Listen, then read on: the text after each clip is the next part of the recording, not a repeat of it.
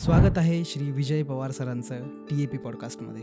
काही कमेंट्स आले होते की रेकी सर, तुम्ही रेकी या विषयावर काही व्हिडिओ घ्या, कारण सध्या खूप ट्रेंडिंगला आहे टॉपिक. रेकी हा काय प्रकार आहे? जसं उन्हाच्या झळया निघतात ना, तशी एनर्जी फील होते आणि ती एनर्जी ट्रान्सफर होत असते.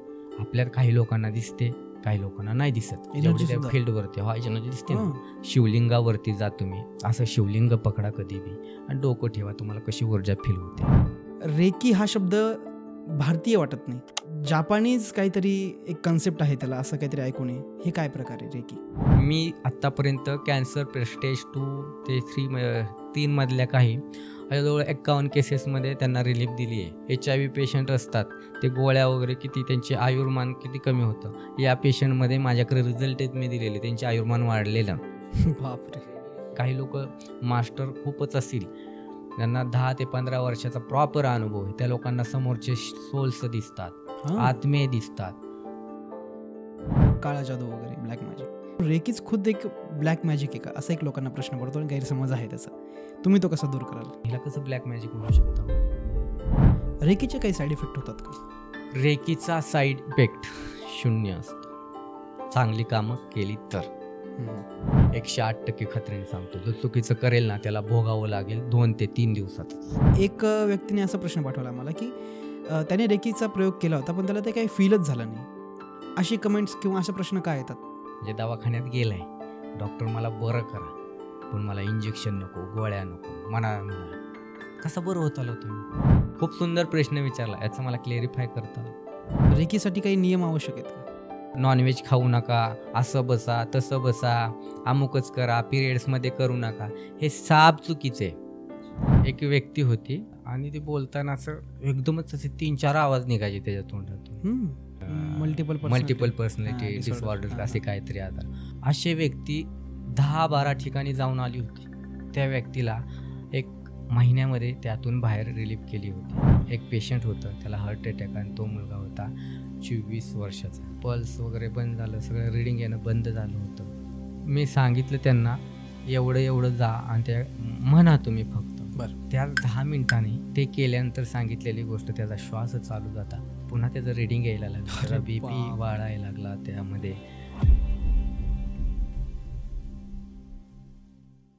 रेकी, तुम्ही हा शब्द नक्की ऐकला असेल. तशी मलाही फारशी अशी कल्पना नव्हती की रेकी नक्की काय आहे. पण जसं जसं हा पॉडकास्ट आमचा शूट होत गेला तसं मला कळायला लागलं की ब्रह्मांडाची जी ऊर्जा आहे तिचा वापर करून स्वतःला ठीक करण्याची ही उपचार पद्धती आहे. पण मग मला नंतर प्रश्न पडले की ही रेकी खरंच प्रभावी आहे का? काहींना त्याचा अनुभव येतो, तर काही व्यक्तींना काहीच फील पण होत नाही. काही गंभीर आजाराचे सुद्धा रुग्ण ह्या रेकीने बरे झाल्याची उदाहरणं तुम्हाला ऐकायला मिळतील. तर काहींना हा भ्रमही वाटतो, रेकी काळी जादू आहे का, किंवा कोणकोणते आजार बरे होऊ शकतात. अशा जवळपास सगळ्या प्रश्नांची उत्तरं आम्ही ह्या पॉडकास्टमध्ये जाणून घेतली श्री विजय पवार सरांकडून. विजय पवार सर अनुभवी योगी आहेत, साधक आहेत, समाजसेवकसुद्धा आहेत. 16पेक्षा जास्त वर्षे त्यांनी तंत्रमंत्र या साधनेमध्ये त्यांनी आपलं आयुष्य समर्पित केलं आहे. हठयोग, क्रियायोग, कुंडलिनी जागरण आणि ध्यान साधनेत त्यांचा गाढा अभ्यास आहे. त्यांनी त्रिविक्रम योगिक क्रियाज अँड हिलिंग अकॅडमीची स्थापना करून शेकडो युवकांना, शेकडो साधकांना मार्गदर्शन केलं आहे.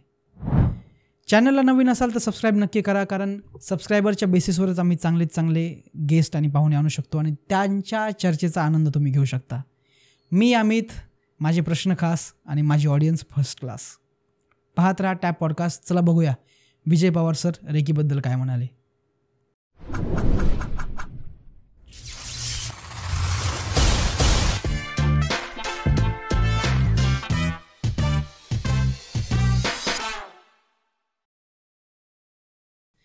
स्वागत आहे श्री विजय पवार सरांचं TAP पॉडकास्टमध्ये. नमस्कार सर. मी TAP पॉडकास्ट आणि सगळ्या टीमचं पहिल्यांदा धन्यवाद व्यक्त करतो की मला इथं बोलवून संधी दिलीत अनेक गोष्टींची माहिती सांगण्यासाठी. त्याबद्दल मी खरंच थँकफुल आहे आपला, आणि खूप आनंद होत आहे इथून येऊन की हे सगळं तुम्ही करता आहात चांगलं काम, आणि या कामासाठी माझ्या शुभेच्छाच आहेत. धन्यवाद ॲक्च्युली तुम्ही पण, कारण वेळ काढून आमच्यासाठी आलात. आणि आपण ज्या गोष्टीवर आज बोलणार आहे रेकी, ज्याला अश्विनी स्पर्शविद्या असं काहीतरी मराठीमध्ये मी ऐकलं आहे. माझ्यासाठी हा नवीन विषय. मला बऱ्याचशा कन्सेप्ट माहीत नाही. जेव्हापासून मी पॉडकास्ट सुरू केला आहे तेव्हापासून मला काही कमेंट्स आल्या होत्या की रेकी सर, तुम्ही रेकी या विषयावर काही व्हिडिओ घ्या, कारण सध्या खूप ट्रेंडिंगला आहे टॉपिक. तर रेकी काय आहे, रेकी काय प्रकार आहे, रेकी ही एक हिलिंग प्रोसेस आहे का, किंवा ती उपचार पद्धती आहे का, की ती योगिक पद्धती, ह्या सगळ्या प्रश्नांची आपणच थोडक्यात आढावा घेऊ. रेकी हा काय प्रकार आहे? रेकी म्हणजे काय? हा एक जापनीज शब्द आहे. रे म्हणजे वैश्विक आणि की म्हणजे ऊर्जा. त्याला आपण जर रशियामध्ये गेलो तर बायोप्लासी म्हणतात, आपण जर इंग्लंडला गेलो तर त्याला आपण होली स्पिरिट म्हणतात, आणि भारतामध्ये गेला तर अश्विनी विद्या म्हणतात. जस्ट हे. आणि ही जी ऊर्जा आहे हे एक आपण जो बसतं साधू संत वगैरे कधी बघता असं आशीर्वाद देतात बरं होतं. बरोबर. आता ह्या ऊर्जेने असं एखाद्याला आशीर्वाद देताल बरं होईल असं नाही. ही ऊर्जा हाताद्वारे चक्राद्वारे द्यावी लागते. मी म्हणत नाही की तुम्ही साधू संत बनाल, पण ह्या दीक्षा घेऊन या विद्येद्वारे तुम्ही अनेक गोष्टीमध्ये बदल करू शकता पॉझिटिव्ह. हे एक ईश्वराची शक्ती आहे, शिवाची शक्ती आहे, ब्रह्म विष्णू महेश्वराची शक्ती आहे. आणि ती जी ध्यानाची स्पंदन असतात त्यांची, ब्रह्मांड जे निर्माण केले त्या शक्तीद्वारे या ऊर्जेच्या ह्याच्यामध्ये म्हणतो ना आपण सगळं मॅग्नेटिक आहे म्हणतो. या मॅग्नेटिक फील्डमध्ये ही एक मॅग्नेटिक फील्ड समजा जे आपल्या शरीरातून वाहते इतरांना देऊ शकतो. क्राऊन चक्र, थर्ड आय, थ्रोट चक्र आणि हर्ट चक्रात थ्रो घेऊन आपल्या शोल्डर आणि आपल्या पाम चक्रामधून बाहेर पडते, म्हणजे हाताच्या चक्रामधून जेव्हा बाहेर पडते तेव्हा तुम्हाला ती जाणवते प्रत्येकाला. आणि तुमचा कुठलाही प्रॉब्लेम असो, कुठलाही चक्र ब्लॉक असो, कुठल्याही गोष्टीतून बाहेर पडता येतं. अशी ही एक ब्रह्मांडीय ऊर्जा आहे. आता सांगायचं म्हणलं तर खूप वेळ जातो समजून, पण मी साधं सांगितलं की शिवलिंगावरती जा तुम्ही, असं शिवलिंग पकडा कधी बी आणि डोकं ठेवा, तुम्हाला कशी ऊर्जा फील होते. ही शिवशक्ती आहे, कारण ही पंचतत्वांची शक्ती आहे. अग्नी, वायू, आकाश, पृथ्वी, जल, ह्या 5 तत्वांवरती आपलं शरीर आहे. यातलं एक जरी तत्व नसेल, पाणी नसेल तर आपण सरमाडासारखं वाळून जाऊन, अग्नी नसेल तर आपलं काही पचणार नाही, वायू नसेल तर माणूस जगू शकणार नाही. त्याचप्रमाणे आपल्या शरीरामध्ये त्रिदोषीय असतात आयुर्वेदात, वात, पित्त, कप्प.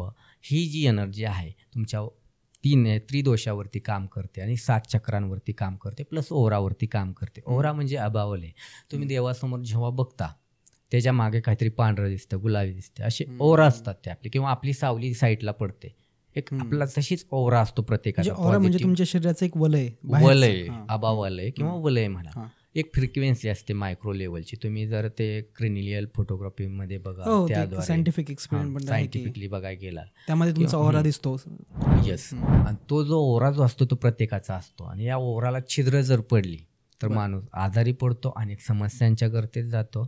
आणि त्या ओरांमधून आपल्यामध्ये अनेक घटक, जसं व्हायरस येतात, एखाद्याच्या शेजारी बसाला संसर्गजन्य रोग, सर्दी वगैरे असेल तर तो आपल्याला होतं. जसं ओराला छिद्र पडली तर अनेकांचीच अनेक गोष्टी नसलेल्या आपल्यामध्ये येतात आणि आपली 7 चक्र बिघडून जातात. जसं गाडीला 7 टायर असतात, एखादा टायरचा गोटा झाला तर बाकीच्या 3 टायरवर गाडी फिरवू शकाल का? आणि जर फुटला टायर तर काय करणार? माणूस मरतो. याचा अर्थ, उदाहरणार्थ, जर आपलं 7 चक्रामधलं एखाद्याला अनाहत चक्र घ्या, हार्ट अटॅक आला तर तो माणूस दगावू शकतो. म्हणजे एखाद्या गाडीचा एखादा टायर फुटला, गोटा झाला तर गाडी चालू शकेल का? कॉन्फिडन्स आहे का?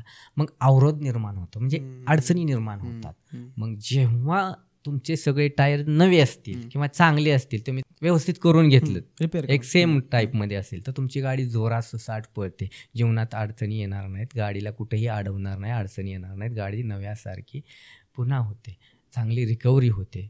तसंच या 7 चक्रांमध्ये आपण जर या एनर्जीचा उपयोग केला तर माणसाची रिकव्हरी होते. माणसाची 7 चक्रांची गाडी आयुष्यात खूप चांगली चालते. पण हे 7 चक्र गाडीचे दिसतात, 7 टायर दिसतात, माणसाचे 7 चक्र दिसत नाहीत. ते ॲस्ट्रलमध्ये असतात, थोडक्यात सूक्ष्म स्पाईनमध्ये असतात. त्यामुळे तो सूक्ष्म लेवलच्या गोष्टी त्या अध्यात्मातच समजू शकतात. तुम्हा साधारण गोष्टींचं हे नसतं, ते फील होतात रेकीमध्ये. ओके, तुम्ही खूप छान स्पष्टीकरण दिले.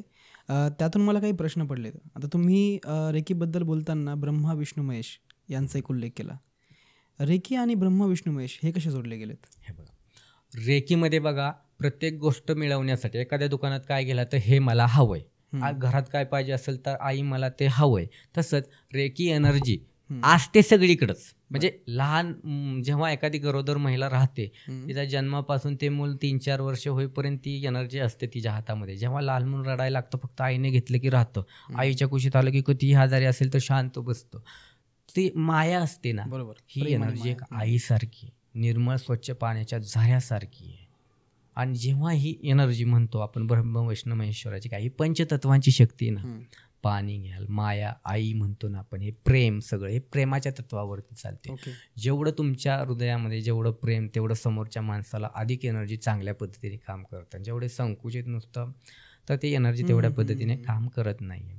जेव्हा ही एनर्जी ब्रह्म विष्णू महेशाची का जोडतो, तर दत्तगुरु हे परमात्मा म्हणतो आपण, महाविष्णू शंकर हे आपण ईश्वर म्हणतो, महेश्वर म्हणजे ईश्वर म्हणतो, परमात्मा दत्तगुरु हे जे क्रिएटर बी आहेत आणि डिस्ट्रॉयर बी आहेत. जेव्हा ही एनर्जी म्हणतो आपण त्यावेळी ते ध्यान करत असतात बघा. मग ही जी ब्रह्म विष्णू महेश्वराची एनर्जी आहे, ध्यानी लोकांची एनर्जी आहे, महाअवतार बाबाजी घ्याल, साईबाबा घ्याल, स्वामी घ्याल, आपले ज्ञानेश्वर घ्याल, पांडुरंग तुम्ही घ्या, कुठलेही, सगळे एकच आहेत.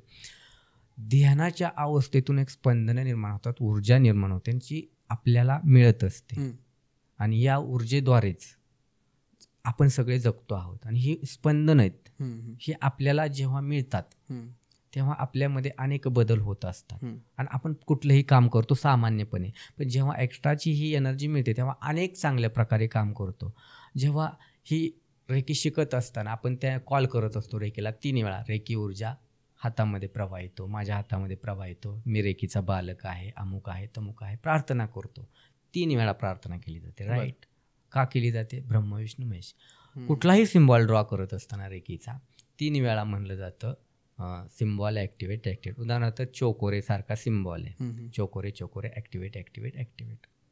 याचा अर्थ 3 वेळा का म्हणलं जातं की 3 वेळा जो ओंकार आहे, जो या स्थूल रूपात किंवा सूक्ष्म रूपात राहून काम करतायत आपल्यासाठी, त्यांना आपण आवाहन करतोय त्या भाषेमध्ये की देवा आम्हाला मदत कर, मदत कर, मदत कर, तुझी एक एनर्जी आमच्यामध्ये प्रवाहित होऊ दे, कारण या व्यक्तीला मदत करायची आहे. काय करायची? मदत करायची आहे. बस. म्हणजे मी माध्यम आहे, मी कुठला डॉक्टर किंवा काय विशेष हे नसतं, जस्ट कॉल घेणं आणि देणं, फक्त जस्ट माध्यम ठेवलेत प्रत्येक गोष्टी देवाने, तसं एक माध्यम आहे. म्हणून याला आपण शिवशक्तीसुद्धा म्हणतात त्याला, आणि ब्रह्म विष्णू महेश्वराची शक्तीसुद्धा म्हणतो आपण. आपल्या ह्याच्यात घ्याय गेला तर घ्याल त्या पद्धतीने, परंतु ही कुठल्याही जाती धर्माशी निगडीत नाही आहे. कुठल्याही जातीतला व्यक्ती हा शिकू शकतो, कुठल्याही धर्मपंथाचा व्यक्ती शिकू शकतो, कुठल्याही धर्मपंथाशी बांधील नाही आहे. ही महत्त्वाची याचं सांगतो तुम्हाला. ओके. तुम्ही सप्तचक्राचा उल्लेख केला. कसं आहे, कुंडलिनी शक्ती जागृत झाली आणि मग त्याने एनर्जी प्रवाह चांगला येतो आणि मग दुसऱ्याला तुम्ही ती एनर्जी प्रवाहित करू शकता, असं काहीतरी थोडंसं मला समजले. मला जर चुकीचं असेल तर मला नीट करा. परंतु सप्तचक्र आणि रेकी यांचा काय संबंध आहे?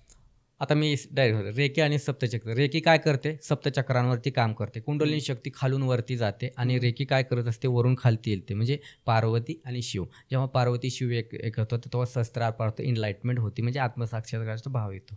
पण ज्यावेळी रेकी काम करते, एक शिवशक्ती धरून सांगितलेलं आहे मी, शिवशक्ती वरून येते, त्यामुळे आपल्या ओरावरती काम करते आणि 7 चक्रांमध्ये काम करते.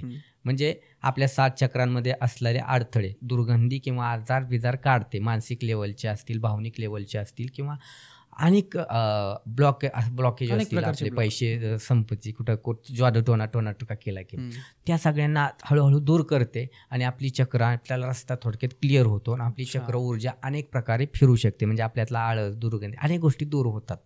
हा त्यातला फॅक्ट आहे. म्हणजे रेकी ओरावरती 7 चक्रांवरती काम करते. मी असं म्हणत नाही की रेकीने कोणाची चक्र ओपन झाली किंवा असं कोणी नाही आहे. रेकीने कोणाची चक्र ओपन नाही होत. चक्र ऊर्जावान होऊ शकतात आणि चक्रांना तुम्ही ऊर्जा देऊ शकता, त्यातले अवरोध दूर करू शकता. असा एकही माणूस नाही आहे की रेकीने त्याला इनलाइटमेंट भेटली. इनलाइटमेंटसाठी साधना करावीच लागते. कुंडलिनी एनर्जी असते, ती वरती जात असताना त्याला खूप वेळ काय असते, खूप वेळ द्यावा लागतो. 10, 15, 12 वर्षाची साधना, मोठी तपस्या आहे. ती मोठी तपस्या आहे. ही एक तुम्ही मॉडेलिटी म्हणून घ्या, कारण हे एक ठेशन आहे रेकी. जसं लामा फेरा, रेकी, हालिमुथ हुंकारा असेल किंवा कुठलंही घ्या, एक हिलिंगचं ठेशन आहे ते. जस्ट अनेक ऊर्जेचे प्रकार आहेत. ठीक आहे. तुम्ही आत्ता उल्लेख केला की ब्लॉकेज असतात की रेकीमध्ये, सप्त चक्रामध्ये तुमच्या. तर ब्लॉकेजमध्ये तुम्ही हलका उल्लेख केला की काळा जादू वगैरे, ब्लॅक मॅजिक. परंतु रेकीच खुद एक ब्लॅक मॅजिक आहे का, असा एक लोकांना प्रश्न पडतो आणि गैरसमज आहे त्याचा. तुम्ही तो कसा दूर कराल? हे बघा, जी गोष्ट समस्या नष्ट करते ती गोष्ट ब्लॅक मॅजिक असू शकते का? अर्थातच नाही. उदाहरणार्थ आपण रेकीद्वारे आपले पैशाचे वैयक्तिक प्रॉब्लेम सोडवतोय, चक्र हील करतोय. मूलाधार चक्र, आपलं रिलेशन, पैसा, धनसंपत्ती, मूलाधार, आपली हाडं, यावरती दातापासून सगळं यावरती असतं. आता यामध्ये तुमचे सांधे दुखतात, हाडं दुखतात, हे जर आजार बरं होत असतील तर हे काय निगेटिव्ह एनर्जीमध्ये येतं? पैशाचे आर्थिक प्रॉब्लेम, मूळ आधार, तुम्हाला कुठेही जायचं असेल तर पैसा आहे का विचारतो मला. जेव्हा आपल्याकडे पैसा कमी असतो तेव्हा पैसा वाढतो, ते काय निगेटिव्ह एनर्जी असे करू शकते का? नाही. रेकी एनर्जी एक मी शिवशक्ती दत्तगुरूंची शक्ती सांगितलेली, हे आदिमातेची थोडक्यात स्त्रवणारी शक्ती आहे. त्यामुळे ही ब्लॅक मॅजिकचा वगैरे एक प्रकार नाही. ब्लॅक मॅजिक म्हणजे काय? साधारणपणे लिंब कुणावरती उतरून टाकणे, हे कशात येतं? उताराचे येतात नाही, तांत्रिक गोष्टी येतात ना हो. तुम्ही बाकीच्या मिरच्या उतरून टाकता, हे काय काय कुठले प्रकार आहेत? तांत्रिक प्रकार आहेत. रेकीमध्ये काय करतोय? कॉल करतोय, आपल्या माध्यमामार्फत समोरच्याला उपचार करतोय. वेदकाळीच निर्मळ स्वच्छ पाण्यागत एनर्जी आहे शिवशक्ती. आपण ही शिवशक्ती दत्तगुरूंची शक्ती, हिला कसं ब्लॅक मॅजिक म्हणू शकता हो? शिवतत्व यामध्ये पंचतत्वांवरती काम करते, स्त्री दोषावरती काम करते. स्वादिष्ठान चक्र, आनंद, हॅपीनेस. जरी तुमच्याकडे लाखो रुपये करोड रुपये आले, तुमच्याकडं रिप्रोडक्शन सिस्टीम असते स्वादिष्ठांमध्ये. जेव्हा आपल्याला हे स्वादिष्ठान चक्र ठीकठाक नसेल ना, तर त्या माणसाला, एखाद्या महिला असेल, मूल होणार नाही, पिरियडच्या समस्या चालू राहतील, कंबरदुखी, बाकी सगळ्या समस्या चालू राहतील. परत रिलेशनशिपचे इश्यू चालू होतील. एखाद्याचा हायपर ॲक्टिव्ह असेल तर सारखा सेक्स आणि पॉर्न व्हिडिओ बघेल. एखाद्याचं कमी ॲक्टिव्ह असेल तर त्याला नपुंसकता येते. एखाद्याचं खूप पैसा येतोय, खूप काय बाकी सगळं चांगलं असेल तर तो पैसा अनेक व्यसनांमार्गे, पैसा कसा येतो पण तो कसा वापरायचा त्याला कळणार नाही, नॉलेज नसणार नाही. पैसा उधळायचे, आनंद, असं ते काम करतं. आणि मणिपूर चक्रामध्ये आला, व्यक्तिमत्व असतं. तुम्ही कसा व्यक्ती, चांगला व्यक्ती, वाईट व्यक्ती, तुमचे विचार काय, आचार काय, यामध्ये येतं ना. तुमची मणिपूर चक्र म्हणजे ऊर्जा आहे, आत्म्याचं स्थान आहे, सूर्याचं स्थान आहे. तिथं पिवळा रंग असतो, जिथून एनर्जी येते मणिपूर चक्रामध्ये, त्याला आपण आत्मा म्हणतो, सूर्य. आणि इथं आत्मा, तुम्ही ॲस्ट्रल ट्रॅव्हलिंग करता ना, तिथूनच बाहेर पडायचं असतं. जेव्हा हे चक्र बिघडतं तेव्हा किती प्रॉब्लेम येतात. सगळ्यात मोठा प्रॉब्लेम येतो, डायजेशन होत नाही, बुद्धकोष्ठता वगैरे म्हणतो ना आपण, लूज मोशन, भीती. सगळ्यांमध्ये काय वाजलं, दोरी जरी पायाखाली सापडली तरी साप आहे का काय, गॅस बंद केला 10 वेळ तरी जाऊन बघणार बंद केलाय का, हे अविश्वसता. म्हणजे ह्या सगळ्या गोष्टी मणिपूरच्या अनेक गोष्टी सांगायला गेलं तर चक्रांच्या ह्या अशा येतात. पुरा अनाहत चक्रामध्ये आला, भावनिक. सगळ्याला जर अनाहत चक्र खूपच हायपर ॲक्टिव्ह असेल तर सगळ्याला वचनं देत सुटणार, माझं तुझ्यावर प्रेम आहे, माझं ह्याच्यावरच प्रेम आहे, दे पैसे मला, मी तुला 10 दिवसात माघारी देईल काय. सगळ्याला गंडवागंडवीची कामं करतो. प्युअर बॅलन्स असेल तर तो प्रामाणिक असतो, सगळ्यांशी सुस्पष्टपणे वागतो, सगळ्यांशी नाती जोडतो. त्याचा खूप मोठं असं, जसं तुमचा चॅनल इतके मोठे जमलेत ना सबस्क्रायबर, असे लोक जमले जातात, त्याच्याशी सारखी कनेक्टिव्हिटी वाढते आणि प्रेम देतो निस्वार्थीपणे.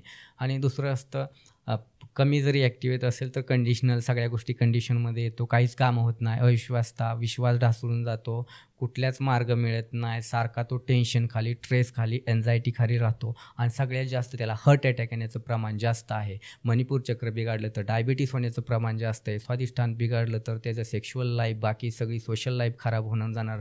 मूलाधार बिघडलं तर त्याच्यापाशी कोणीच उभा राहणार नाही. पुढे आलात विशुद्धी चक्रावरती, तुमचं जर बोलणं खरं असेल, तुम्ही जर चांगले वागत असाल, विशुद्ध चक्रमध्ये सिद्धींचं चक्र आलं, इथून पुढे एनर्जी जाते हार्ट चक्रापासून, तेव्हा सिद्धी मिळायला लागतात. जेव्हा आध्यात्मिक प्रगती होत असते, जेव्हा विशुद्धी चक्रापाशी येत असता, त्यावेळी तुम्ही ज्या ज्या गोष्टी करता, ज्या ज्या करायच्या असतात त्या तुम्हाला स्वतःशी कमिट केलेल्या असतात. दुसऱ्याशी कमिटमेंट राहून द्या, ती वेगळी, पण स्वतःशी कमिट केल्या सेल्फ आपण बिलीव्ह सिस्टीम वाढते. आपण जे काम करतो ते काम व्हायला लागतं. जे शब्द तोंडातनी बाहेर पडतात ते सरस्वतीच्या रूपाने बाहेर पडतात. प्रत्येक काम व्हायला लागतं. आपल्यामध्ये जे आपण जे बोलतो, समोरच्या व्यक्ती घरात बघताना कोणी ऐकत नाही, कोण माझ्या शब्दाला किंमत देत नाही, असे जे प्रॉब्लेम येतात ना, विशुद्धी चक्र खबसतं, कोणी तुम्हाला घेत नाही मिळत, कोणी कॉन्फिडन्समध्ये घेत नाही. जेव्हा विशुद्धी चक्र जेव्हा आपलं बेस्ट असेल ना, तेव्हा तुम्ही प्रत्येक बोलाल ना, तो शब्द झेलला जातो, तुम्हाला ऐकलं जातं. तुम्ही जरी बाहेर कुठं तरी असे बोललात, समोरचा मागचा उलटा जरी माणूस फिरून बघतो, यार कोण बोलतंय. म्हणजे अशा विशुद्धी चक्राच्या क्वालिटीज आहेत. विशुद्धी जर चांगलं असेल तर तुम्ही जगात कॉन्फिडन्स कुठंही, म्हणजे स्टेज डेअरिंग वगैरे अनेक गोष्टी मिळवू शकता. गायन क्षेत्रात, कला क्षेत्रात यश मिळवू शकता. आज्ञाचक्र चांगलं असेल तुमचं तर तुमची समज चांगली असते. तुम्ही कुठलेही डिसिजन घेऊ शकता, कुठलेही विचार, सगळे विचार करतो ना आपण, फोरहेडने विचार करतो, आपलं क्षमता इथंच असते. त्यामुळे माणसांना मायग्रेन, डोकंदुखीचे प्रॉब्लेम असतात. जेव्हा हे जर बिघडलेलं असेल ना, या व्यक्तीला सारखे हे प्रॉब्लेम चालू होतात, अर्ध डोक्या अर्धशिशी, हाफ मायग्रेन जे म्हणतो ते, ह्या माणसाला कुठलाही डिसिजन घेत नाही, डिसिजन फेल होतात सगळे, कुठल्याच ह्याच्यात सक्सेस होत नाही. यामुळे ह्याचं जीवन एकदम बेकार बनून जातं, दुसऱ्याचं ऐकत राहतं. तसं ह्याचं काम असतं, ह्याला दुसऱ्याने हो म्हणल्याशिवाय काहीच करू शकत नाही. स्वतःचा कॉन्फिडन्स खूप लो असतो आणि सहस्त्रारवरती आलं तर अनेक हजार विचार करता. मनाचं चक्र आहे इथं तुमच्या बुद्धीवरती असतंय आणि आज्ञाचक्र म्हणजे तुम्ही अनेक गोष्टी आध्यात्मिक स्तरात प्रगती केली तर तुम्ही एका जागी बसून 360 डिग्रीमध्ये ऑल ओव्हर कुठेही लाईव्ह पाहू शकता. इतकी ताकद असते आपल्या आज्ञाचक्रामध्ये. त्यानंतर सहस्त्रार चक्रावरती गेला तर तुमची समजदारी, अंडरस्टँडिंग, तुमच्याकडं खूप पैसा आला, कुठं खर्च करायचा, समजदारी लागते. तुमच्याकडं खूप आनंद असेल, किती व्यक्त करायचा, कितपर्यंत लोकांपर्यंत पोचवलं पाहिजे, लोकांशी कसं वागलं पाहिजे, समजदारी, अंडरस्टँड. पागल होणं, परत चक्कर येणे, हे सगळे क्राऊन चक्राचे बॅलन्स नसेल तर चक्कर येणे, मायग्रेन येणे, बऱ्याच काही गोष्टी जसं हार्टमध्ये अस्थमा होणं, लंग्स पॅक होणं, सर्दी खाशीचे प्रॉब्लेम, थोड चक्र, हे असे असतं नाही. हे असतं तर वायुतत्व काम करतं, आकाश सगळे तत्वांशी रिलेटेड असा विषय आहे. जेव्हा ह्यातलं एक जरी चक्र बिघडलं ना तर अख्खी लाईफ स्पॉईल होऊन जाते. बरोबर. एखाद्या ठिकाणून तुम्ही लाईट घेताय, मध्येच वायर कट झाली असेल, तुम्ही 10 वेळा पहिला पॉईंट आणि शेवटचा पॉईंट बघला, मध्येच बघितलं नाही तर त्याचं काय अवस्था होईल, अशी शरीराची अवस्था होऊन जाते. म्हणून 7ही चक्र अलाईन लागतात, ऊर्जावान लागतात, बॅलन्स लागतात, तरच तुम्ही यामध्ये काम करू शकता, तुम्ही आयुष्यामध्ये प्रगती करू शकता. हा विषय आध्यात्मिक विषय आहे. म्हणजे तुम्ही जर समजून घेतला तर समजेल. आता काही लोकांना याची काहीच माहिती नसते आपल्या ग्रामीण भागामध्ये, त्यांना काय समजणार आहे लगेच. त्यांना हे थोडंसं हळूहळू कळायला लागले. सामान्य लोकांपासून शहरी लोकांमध्ये माहीत आहे, आज अख्ख्या माहिती आहे, पण ग्रामीण भागामध्ये माहीत नाही. ही खूप काम करते रेकी. हा कुठलाही ब्लॅक मॅजिकचा, निगेटिव्ह एनर्जीचा बाबांनो प्रकार नाही. ही साक्षात शिवाची एनर्जी आहे आणि भोळा शिव आहे बाबा. आपलं दत्तगुरु आहेत, परमात्मा आहे, सगळ्यात मोठा दयाळू. हे त्याच्या दयेतून, प्रेमातून सांगितले ना निघणारी एनर्जी ध्यानातून. जेव्हा ध्यानात असतात तेव्हा प्रेमात असतात तेव्हा स्पंदनं निर्माण होतात पॉझिटिव्ह, आणि हीच आपण जगतो. हीच ध्यानाची ऊर्जा आहे, ह्यालाच म्हणतात रेकी एनर्जी. मनातले शंका कुशंका काढा. यामध्ये लिंबू उतारे काय टाकले जात नाही बाबांनो. एका जागी बसून, कारण ह्यालाच विश्वव्यापी शक्ती म्हणतो, त्यामुळे एका जागी बसून अनेक ठिकाणी पोहोचवता येते. तुम्ही आता अमेरिकेत असाल तर तिथं बसून तुम्हाला दुरुस्त केलं जातं, तुमचं शरीर ठीक केलं जातं, तुम्हाला हेल्प करू शकतो. तुमचा दुसरी कुठली फाईल अडकली असेल, कोण त्रास देत असेल, तो त्रास कमी करतायत. अशी म्हणजे तुमचे त्रास जात असतील. ह्यात निगेटिव्हिटी काय आहे? आपण काही दुसऱ्याचं काय वाईट करतोय का कुठल्या तांत्रिक मांत्रिकांगत? कोणावरती लिंबू उतारा टाकतोय का? कोणाचं नुकसान करतोय का? नाही ना. मग कसं येईल हो सर? खूप सुंदर प्रश्न विचारला, याचं मला क्लेरिफाय करता आलं. नाही, तुम्ही त्यापेक्षा सुंदर उत्तर दिलं. कारण कोणतं चक्र काय काम करतं आणि ते खराब झाल्यानंतर काय काय होऊ शकतं, इतकं डिटेल मी आत्तापर्यंत मलाही माहीत नव्हतं. खूप थँक्यू सर. जसं तुम्ही आत्ता बोलले की दूरवरचा व्यक्तीसुद्धा रेकीने नीट होऊ शकतो. परत एक प्रश्न येतो की रेकी ऑनलाईन जास्त इफेक्टिव्ह नसते, ऑफलाईन जास्त इफेक्टिव्ह असते, असं एक समाजामध्ये गैरसमज आहे किंवा समज आहे, तो तुम्ही क्लिअर करावा अशी इच्छा. कारण रेकी ऑनलाईन काय शिकला आणि ऑफलाईन काय शिकला तरी इफेक्टिव्ह असते. याचं कारण ही विश्वव्यापी ऊर्जा आहे, म्हणजे सगळ्या विश्वाला व्यापून उरणारी ऊर्जा आहे. मग तुम्ही कुठल्या देशात गेला, कालखंडात गेला, कुठल्या स्थानात, जमिनीत गेला, आकाशात गेला, पाताळात गेला, चंद्रावर गेला, मंगळावर गेला, तरी एनर्जी काम करणारी ही शिवशक्तीच सांगतोय आपण.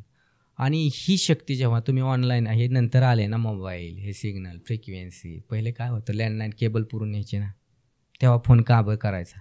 पण ही संकल्पना निघालीच ना, या फोनला काय केबलची गरजच नाही आहे. फोन चालतो तो सिग्नलवरती, फ्रिक्वेन्सीवरती चालतं. आणि फ्रिक्वेन्सीवरती तुम्ही स्पेसमध्ये पोचला, मंगळावरती, चंद्रावरती गेला, अनेक शोध लावायला लागला. अरे हे कुठल्या शक्तीने झालं? या विश्वव्यापी शक्तीनेच स्पंदनं, बुद्धी देणारी शक्ती आहे, बुद्धिस्फुरणदाता शक्ती आहे. मग ही शक्ती असं कसं म्हणू शकता की एका मोबाईलमधून ऑनलाईन तुम्ही इकडं तिकडं पाठवू शकत नाही? जर या शक्तीने शिकवणारी लोक शिकतात, हे काही लोक म्हणतात की ऑनलाईन नाही, ऑफलाईनच चांगलं, असं काही नाही. तुम्ही ऑनलाईन शिका, ऑफलाईन शिका, काही प्रॉब्लेम नाही. ही एनर्जी यामध्ये डिस्टन्स हिलिंग शिकवलं जातं. मी जसं म्हणलं की तुम्ही इथून तुम्हाला अमेरिकेत बसला तरी हील करू शकतो, तुमचे प्रॉब्लेम सोडू शकतो.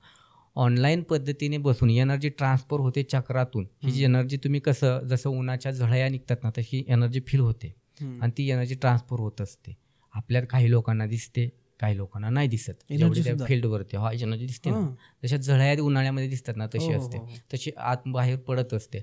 जेव्हा ती पडत असते ती ऑनलाईन शिकवली काय ऑफलाईन शिकवली काय, याची दीक्षा ऑनलाईन घेतली काय ऑफलाईन घेतली काय काही फरक पडत नाही. ऑफलाईन जर शिकायला गेला तुम्हाला कॉस्ट खूप पडते, ट्रॅव्हलिंगचं खर्च, तुमची गडबड, जाऊ नाही शकला, वेळ नाही पुरला, आणि एका दिवसामध्ये 2 तासामध्ये तुम्ही काय शिकणार, विसरून जाणार. म्हणजे तुमचे वेळ वाचतो. ऑनलाईन शिकला तर घरातच बसाल, घरातच शिकाल, आणि सगळ्या गोष्टी तुम्हाला प्रॉपर मिळते. कॉस्ट खूप राहते ना बाहेर अशी ऑफलाईन शिकायची, ऑनलाईनमध्ये कॉस्ट कमी होते. हा फरक असतो. मग असं काही नाही आहे, हा गैरसमज आहे. ऑनलाईनही बेस्ट शिकवू शकता तुम्ही, शिकू शकता, आणि ऑफलाईनही चांगल्या पद्धतीने शिकवू शकता. असं एनर्जीने डिस्टन्स हिलिंग करता येतो. यामध्ये होन्शा जोशोने एक सिम्बॉल असतो, तो कुठेही कनेक्ट होतो, याला डिस्टन्स हिलिंग. मग जेव्हा डिस्टन्स हिलिंग शिकवता तुम्ही ती एनर्जी पोचते, दीक्षा बरी पोचणार नाही, असं होऊ शकत नाही. दीक्षाही ऑनलाईन देता येते. बेटर वे, तुम्हाला जे बेटर वाटते ऑफलाईन शिका इच्छा असेल, आणि ऑनलाईन शिकायचे असेल तर ऑनलाईन शिका. सो हे रेकी ऑनलाईन शिकू शकतो किंवा त्याचा प्रभाव तितका होऊ शकतो? 108% प्रभाव होतो म्हणजे होतोच. मीच केसेस रिझॉल्व्ह केलेले आहेत. मी आत्तापर्यंत कॅन्सर स्टेज 2 ते 3 मधल्या काही जवळ 51 केसेसमध्ये त्यांना रिलीफ दिली आहे. केमो घेतात, खूप पॅनिक होतात, त्या केमो पेशंटला रिलीफ दिलेली आहे, पेन कमी झाली आहे, रिकव्हरी झालेली आहे. HIV पेशंट असतात, ते गोळ्या वगैरे किती, त्यांचे आयुर्मान किती कमी होतं. या पेशंटमध्ये माझ्याकडे रिझल्ट आहेत मी दिलेले, त्यांचे आयुर्मान वाढलेलं, त्यांच्या सेल्ससुद्धा वाढतात. RBC म्हणतो ना, WBC वगैरे त्यांना लागतात, पेशी वगैरे. आणखीन काय रिझल्ट द्यायचे. ओके. म्हणजे एखाद्या गोष्टीचा प्रभाव होतो तर त्याचा साईड इफेक्ट पण होऊ शकतो असा एक समज असतो. रेकीचे काही साईड इफेक्ट होतात का? रेकीचा साईड इफेक्ट 0 असतो, चांगली कामं केली तर. रेकीचा साईड इफेक्ट तेव्हाच होईल जेव्हा तुम्ही वाईट काम कराल. याचा अर्थ, उदाहरणार्थ, तुम्ही एखाद्याला त्रास द्यायला जात आहे, जशी काळी जादू म्हणतात तसं. रेकीमध्ये एखाद्याला जर तुम्ही त्रास द्यायला गेलात कोणाला, तर ते बाउन्स बॅक होतो त्रास. जाणून बुजून उलटी सुलटी कामं करायला गेला तर ते बाउन्स बॅक होतात, ते तुम्हालाच भोगावं लागतं. म्हणजे जो करतोय त्याला. यस. एका व्यक्तीने अशीच रेखेचा वापर करून टाचण्या टोचण्याचा प्रयत्न केला होता त्या व्यक्तीला त्रास होण्यासाठी, आणि शेवटी माझ्याकडे आले, सर माझ्या अंगावरती असं हे होते, खूप पॅनिक होते मी, 4 दिवस झाले. तर विचारलं की मी काय झाले, कशामुळे झाले. तर म्हणले मी खरं सांगा पहिल्यांदा बाबा, काय तुमच्या असतील हिस्ट्री, क्लिनिकल हिस्ट्री असेल किंवा बाकी खरं. म्हणले माझ्या एक जणाकडे पैसे अडकले सर, तो देण्याच झाला आहे, मग माझ्या काय करायचं, मग मलाही म्हणलं बघावं असं करून. तर तिने तो जो खेळ केला होता तो तिला टाचण्याचा, तिला त्रास झाला. म्हणजे रेकी एनर्जी ही शिवाची एनर्जी चुकीच्या पद्धतीने वापरू शकतच नाही, त्याचा बाउन्स तुम्हाला त्रास होतो. आणि याचं रिझल्ट उदाहरण माझ्यासमोर आणि मी डोळ्यांनी बघितलेले आहेत, ज्यामध्ये चुकीचं काय करू शकत नाहीच तुम्ही. आणि 108% खात्रीने सांगतो, जो चुकीचं करेल ना त्याला भोगावं लागेल 2 ते 3 दिवसातच. ओके. साईड इफेक्टचं तर आपण बोललो की सहसा होत नाही, किंवा जो करतो त्याला त्याचा इफेक्ट जास्त होतो.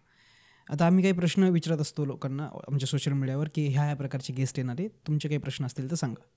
त्यापैकी एक व्यक्तीने असा प्रश्न पाठवला आम्हाला की त्याने रेकीचा प्रयोग केला होता पण त्याला ते काही फीलच झालं नाही. असा तुमचा काही अनुभव आहे का की प्रत्येकाला होतो प्रत्येकाला नाही? नेमकं अशी कमेंट्स किंवा असे प्रश्न काय येतात? ऑफकोर्स कसं होतं, जेव्हा आपण रेकी एकाला देतो, आता तुम्ही नवीन आहात, तुम्हाला जर रेकी तुमच्या द्यायची पण तुमच्या मनात शंका येईल, हे काय खरं आहे का, नको घ्यायला, नुसतं बसतो, रिसिव्हिंग मोड नाही आहे. म्हणजे दवाखान्यात गेला आहे, डॉक्टर मला बरं करा पण मला इंजेक्शन नको, गोळ्या नको, म्हणा कसं बरं होत आलो तुम्ही. अच्छा. पण डॉक्टरला म्हणाला हां मी सगळ्या गोळ्या घेईल, खाईल, मी रिसिव्हिंग मोडमध्ये, मग नीट होण्याच्या मूडमध्ये, पण ते सगळ्या गोष्टी फॉलो करेल.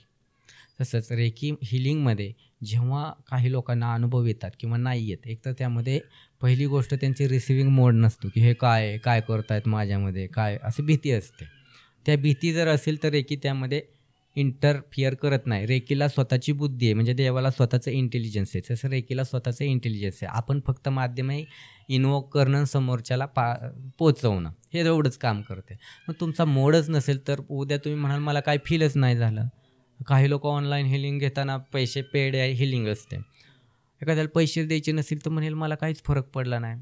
एखाद्यामध्ये म्हणजे 100 पैकी 10 केसमध्ये देवदेवस्की असेल, करणी बाधा असेल, कुठली मोठी काय त्याला लागलेले असतील सोल्स वगैरे, तर त्याला फील होत नाही पहिल्यांदा. त्याचं कारण असं की जी निगेटिव्ह एनर्जी आहे ती जी एनर्जी सुरुवातीला खूप हाय असते, त्यामुळे इकडून जी तुम्ही पाठवता एनर्जी सुरुवातीला ती माहीत नसतं समोरच्याला काय आहे, किती एनर्जी समोरच्यात.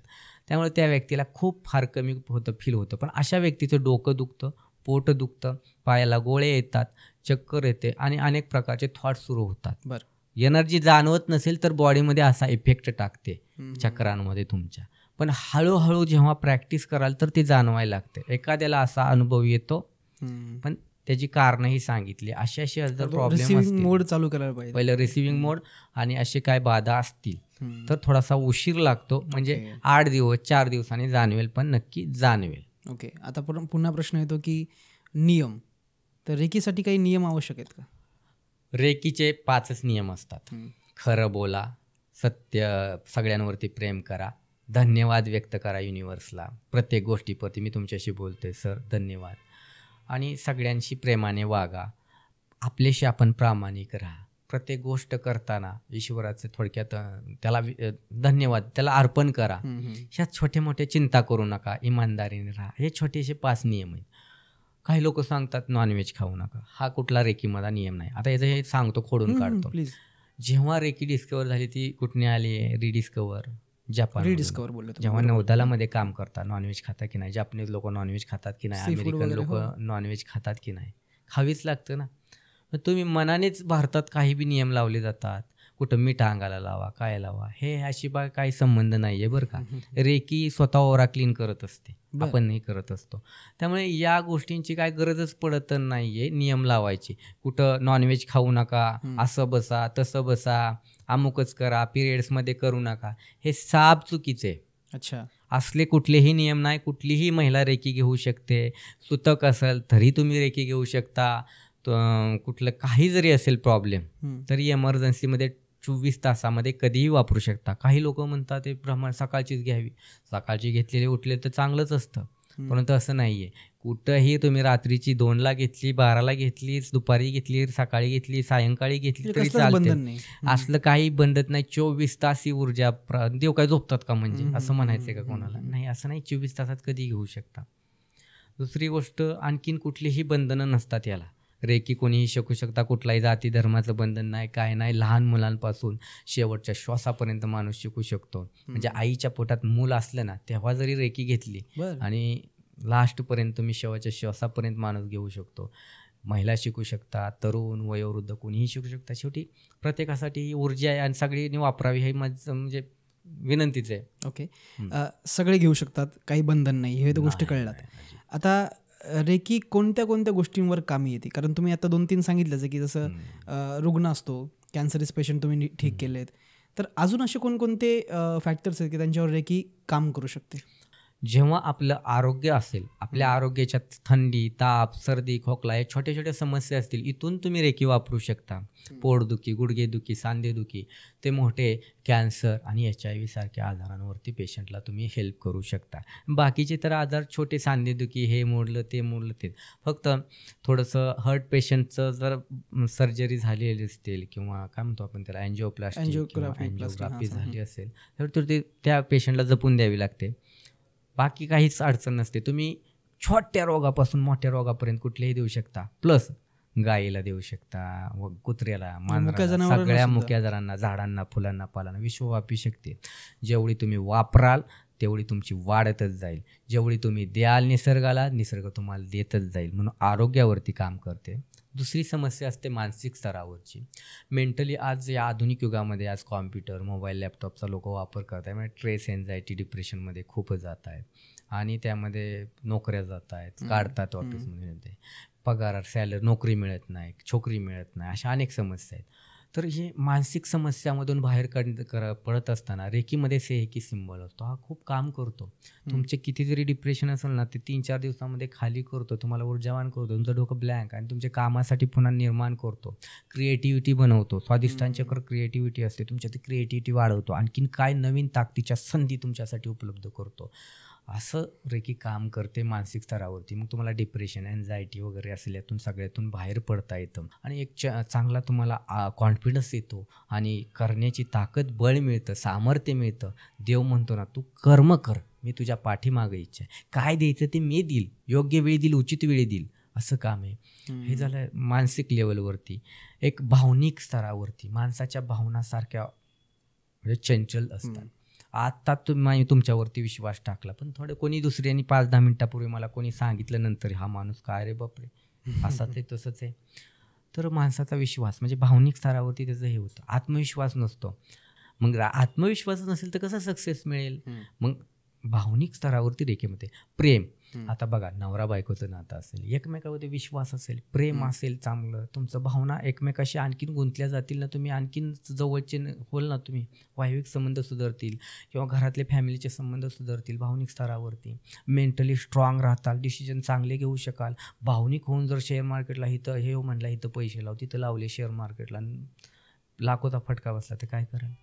भावनिक स्तरावरती नाही, म्हणजे भावनांना, इमोशनला मेंटेन ठेवत असते रेकी. म्हणजे काय डिसिजन घ्यायचा आहे, काय करायचं आहे, कोणाशी किती समजदारीने बोललं पाहिजे, कोणाला कुठल्या स्तरापर्यंत तुम्ही घेऊन गेला पाहिजे, घरातलं फॅमिली कशी ठेवली पाहिजे, ऑफिस कसं राहिले, नोकरीला नोकरीच्या ठिकाणी ठेवलं पाहिजे. प्रत्येकाला आपापलं जीवन जगण्याकरता किंवा ज्याच्यासोबत राहतोय त्याला वेळ मेंटेन करणं म्हणतो शेड्यूल. हे शेड्यूल तुम्हाला फिक्स होतं. आणि प्रत्येकाला आर्थिक साक्षरता पाहिजे. आपण प्रत्येक गोष्टीचं डिसिजन घेताना, व्यापार, व्यवसाय, नोकरी धंद्यामध्ये किंवा कुठली गोष्ट करताना आपण आपली सिक्युरिटी ठेवली पाहिजे. जसं एक फॅमिली असते, म्हणजे एखाद्या व्यक्ती नोकरीला असेल, त्यावरती 4 लोक राहतात, आई वडील, बायको, मूल. तर त्या माणसाने फॅमिली इन्शुरन्स काढणं जसं गरजेचं आहे, तसंच म्हणजे तुम्ही सिक्युअर राहताय ना. अचानक जर तुम्हाला काय झालं, एखाद्या पैसे घरात कोणाला 10-5 लाखाचा खर्च आला, तर साठवलेले पैसे जातील.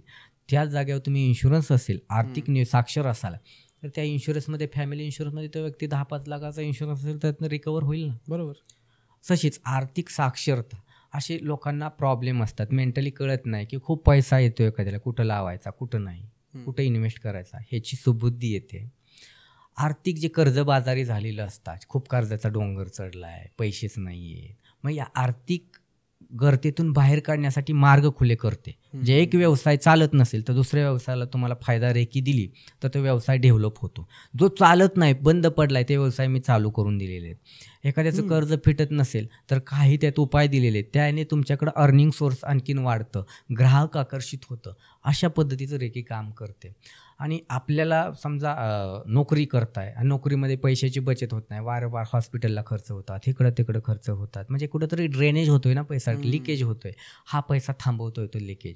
आर्थिक तुम्ही उलाढाल करताय भरपूर, कुठल्या बिझनेसमध्ये डील्स करताय लोकांमध्ये, तिथं तुम्हाला डील्स सक्सेस होत नाही, तिथं फायदा होता. डील्स झाली तर पैसा येणार नाही ना. विकलं, सेल झाला, सेल्स तरच तुमच्याकडे पैसा येणार. म्हणजे सेल करणारे व्यक्ती असतो त्याचा डबल सेल होतो आर्थिकमध्ये.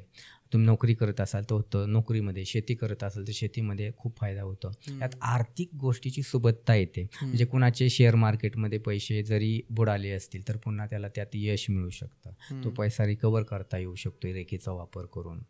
तुमचे कुठले बाकीचे व्यवसाय असेल ते स्टेबल व्हावेत, आर्थिक सुबत्ता राहावी, सगळ्यांना पगार व्यवस्थित वेळेत जावं, त्या सगळ्या गोष्टीसाठी रेखी काम करते. मग सगळ्यांना जर काय करायचं असेल आणि सगळी नातीगोती जपायची असता, पैसा लागतो. आर्थिक जर तुमची स्थिती चांगली असेल, ही करायची असेल तर पैशाचा प्रॉब्लेम रेकी सोडवू शकते. आर्थिक प्रॉब्लेम सगळे सोडवू शकते. कुठं जरी अडकलेला असून द्या, बँक त्रास देते, खूप हे झाले, लोनचा प्रॉब्लेम, तुमच्यासाठी पर्यायी व्यवस्था निर्माण करते रेकी. म्हणजे एक धंदा चालत नसेल तर दुसऱ्या धंद्याला बळ देते. तुम्हाला ॲक्च्युली काय करायचंय, योग्य डिसिजन आणि योग्य मार्ग मिळतो, ह्याला त्याला विचारतो ना आपण, हे काय ते काय, ते करण्याची गरज पडत नाहीये.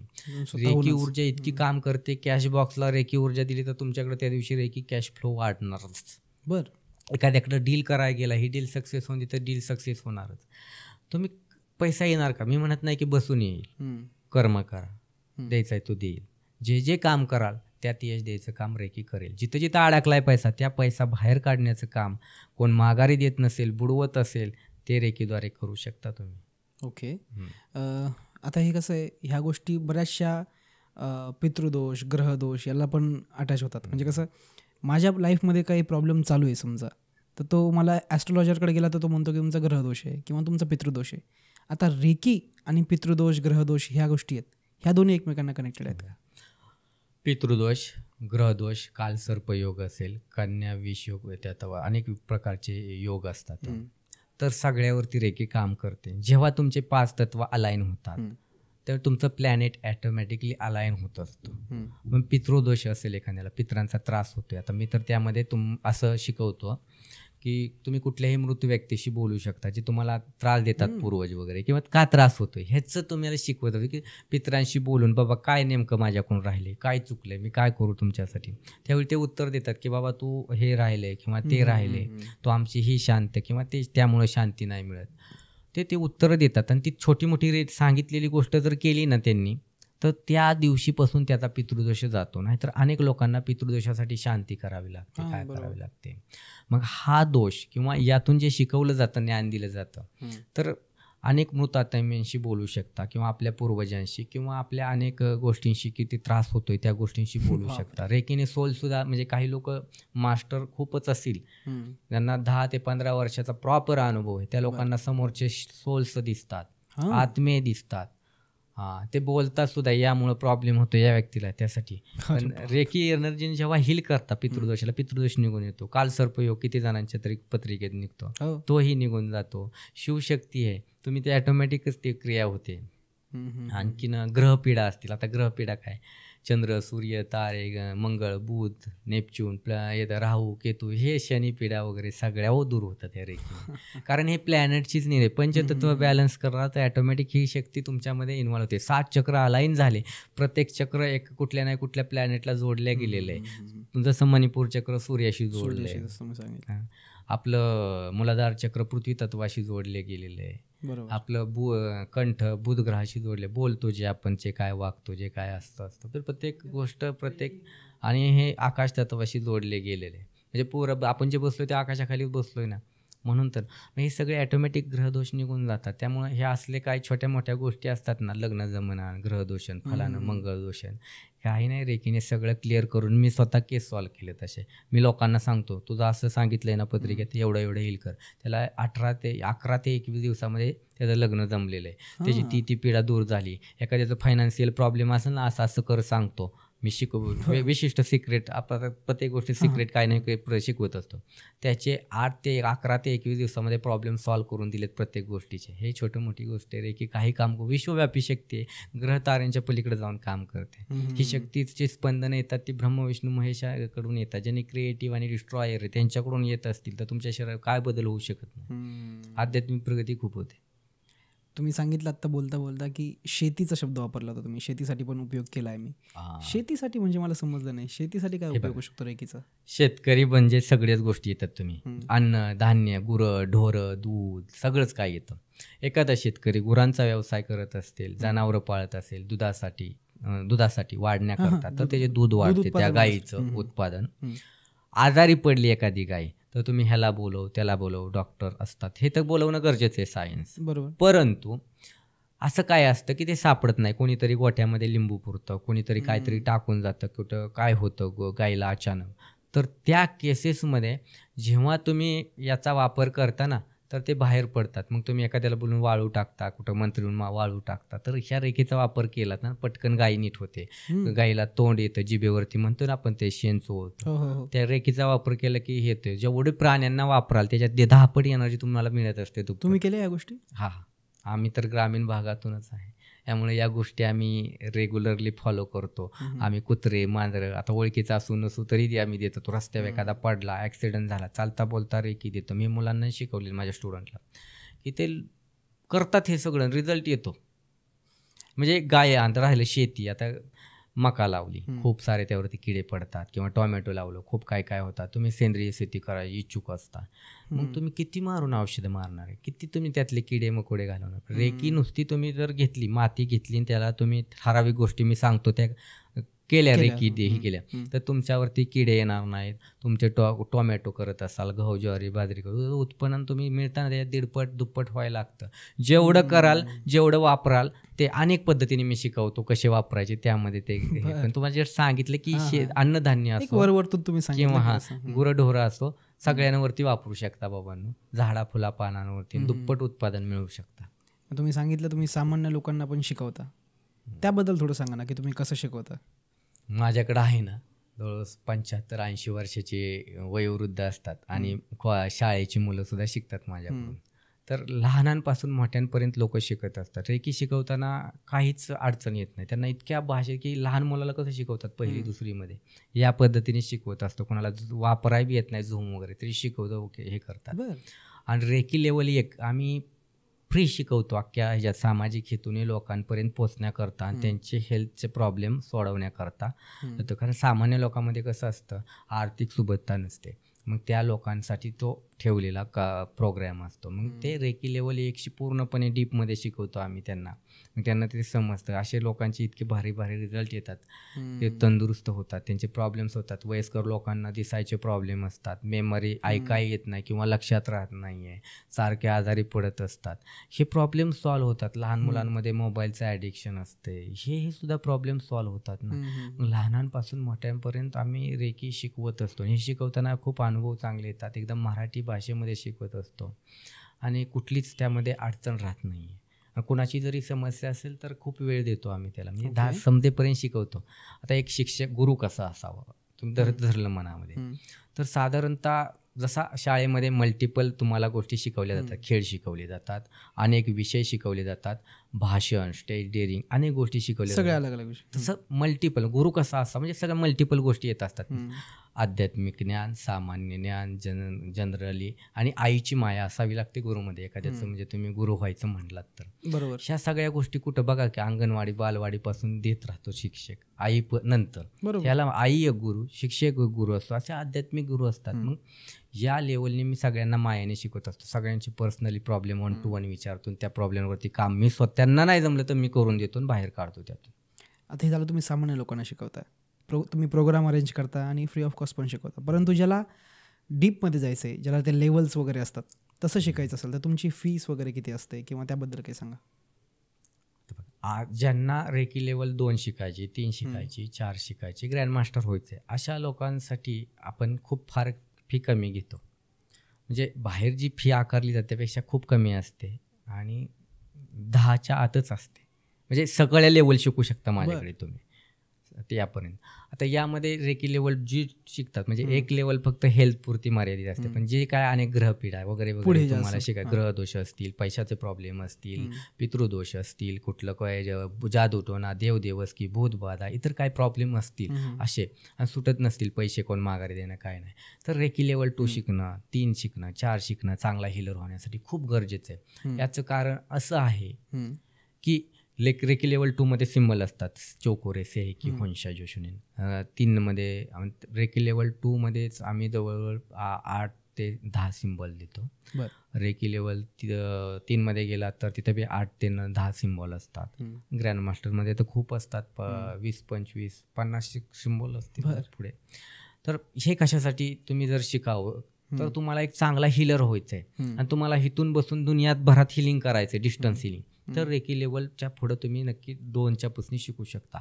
हे जर शिकलात तर तुम्ही दुनियात कुठेहीच कमी पडणार नाही, सगळ्याला मदत करू शकता.